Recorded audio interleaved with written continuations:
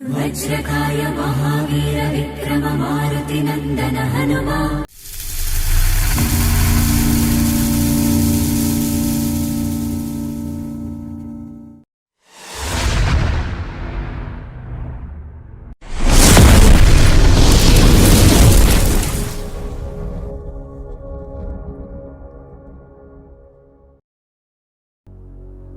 ಒಂದೂರಲ್ಲಿ ಒಬ್ಬ ಹುಡುಗ ಒಬ್ಳು ಹುಡುಗಿ ಯಾರಿಗೂ ಹೇಳ್ದಂಗೆ ಟ್ರಿಪ್ ಹೋಗಿರ್ತಾರೆ.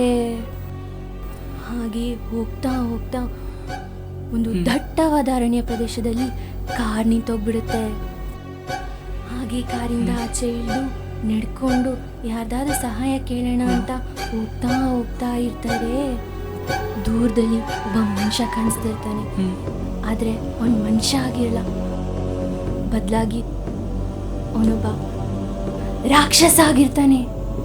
ಆ ರಾಕ್ಷಸ ಯಾವುದೇ ಮನುಷ್ಯನ ಕಂಡ್ರು ಬಿಡೋದಿಲ್ಲ, ಸಾಯಿಸ್ಬಿಡ್ತಾನೆ. ಆ ರಾಕ್ಷಸನಿಂದ ಈ ಹುಡುಗ ಹುಡುಗಿ ಹೇಗೆ ತಪ್ಪಿಸ್ಕೊಂಬಂದ್ರು ಅನ್ನೋದೇ ಸ್ಟೋರಿ.